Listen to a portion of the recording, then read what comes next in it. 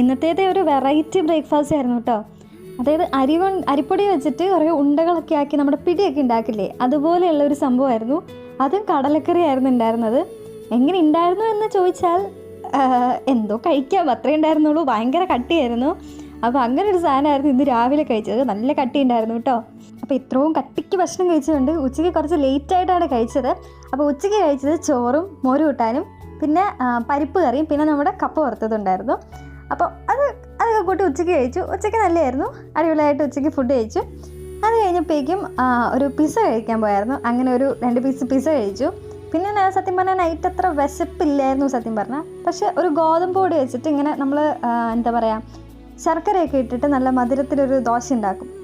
കുറച്ച് കട്ടിക്ക്, അത് നല്ല ടേസ്റ്റാണ്. വെറുതെ കഴിക്കാനും നല്ല ടേസ്റ്റാണ്. അപ്പോൾ അത് ഒരു ഹാഫ് പീസ് ഓഫ് കഴിച്ചു. അപ്പോൾ അതാണ് പിന്നീട് കഴിച്ചത്. അപ്പോൾ ഇത്രയൊക്കെയാണ് ഇന്നത്തെ ദിവസം ഞാൻ കഴിച്ചത്. നിങ്ങൾക്ക് ഏത് ഫുഡാണ് ഇഷ്ടപ്പെട്ടതെന്ന് പറയാം. അപ്പോൾ വീഡിയോ ഇഷ്ടമെങ്കിൽ ലൈക്ക് ചെയ്യുക, ഷെയർ, സബ്സ്ക്രൈബ് ചെയ്യുക. ബൈ.